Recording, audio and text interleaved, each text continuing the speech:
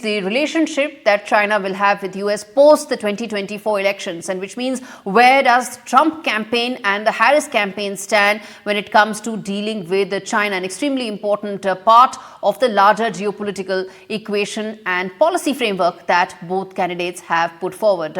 Remember, both sides have had stark views as far as China is concerned. Jake Sullivan also spoke about it when he backed the Democrat candidate Kamala Harris, saying that she has played a very pivotal role as far as what the China policy has been for the Biden administration. He went on to say that the Vice President has been a central member of the Biden foreign policy team, a leading member, and has been part of the design and execution of the overall strategy in the Indo-Pacific, essentially giving all credit to Kamala Harris for the equation and the framework under which America and China are now negotiating with each other. How will this change? Whether it's set to be impacted, or will it largely be status quo, irrespective of who comes next in these elections, is the big focus now on the debate. And joining me is John Rossomando, who is the commentator on US national security. Thanks much for joining me, John. He's joining us from Washington, D.C. The China-US relationship is likely to remain in the spotlight and would be a key issue in these elections. First question, how do you see the two campaigns when it comes to the China question? Well, I see that Kamala Harris has been part of an administration that has undermined the strong stance that the Trump administration had against China. It killed the China initiative aimed at stopping and preventing Chinese influence and espionage operations inside the United States. The Biden administration allowed a Chinese spy balloon to cross the country, collecting vital intelligence. And I think that Kamala Harris represents a continuation of the failed policies of the Biden administration. And I think that President Trump would return to a more sober and forthright approach to dealing with China. Okay.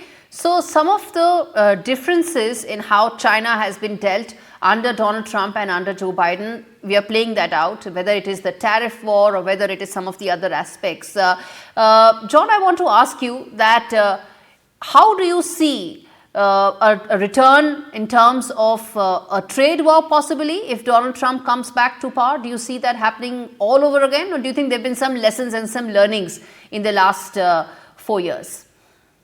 Well, I think there probably has been some learning in the last 4 years.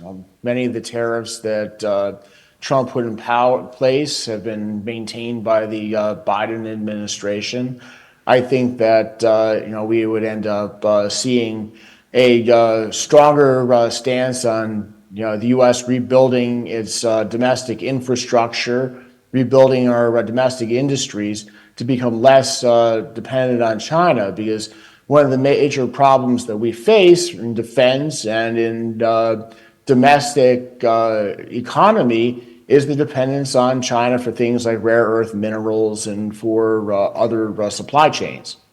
Okay, but some of the aspects of the Biden administration, one should also point out, is that Joe Biden's administration also raised tariffs on 14 categories of China imports. It also quadrupled the tariffs when it came to electric vehicles coming in from China, some of them going all the way up to 100%, double tariffs on Chinese goods by 50%. So it's also moving in the same direction. So how is it any different, and why do you say that the last 4 years the China issue hasn't been dealt with the way the Republicans would have wanted it? I think I'm referring more in terms of China's military belligerence to its threatening of the Philippines in the South China Sea, to its increasing belligerence toward Taiwan. That's where I'm seeing, and along with China's continued espionage against the United States. So how would a Trump administration, if it were to come, be different in terms of the Taiwan issue, in terms of the North Korea issue, the Japan issue? All of this has the China overhang. So how do you envisage a Trump administration 2.0 being different?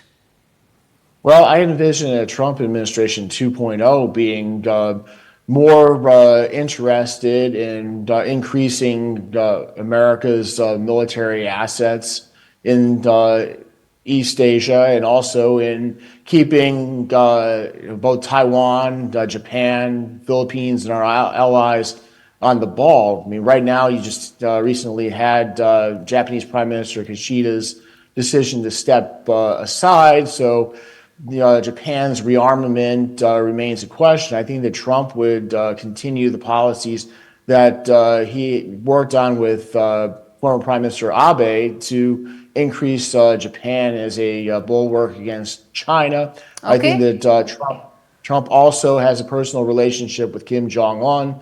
So he would try to leverage personal connections to try to reduce tensions. All right. So remains to be seen which way this goes. But we're going to come back to the US-China relationship over the course of the next 10 odd weeks as we track these elections very closely. John Rossomando, thank you so much for taking out the time and speaking to me.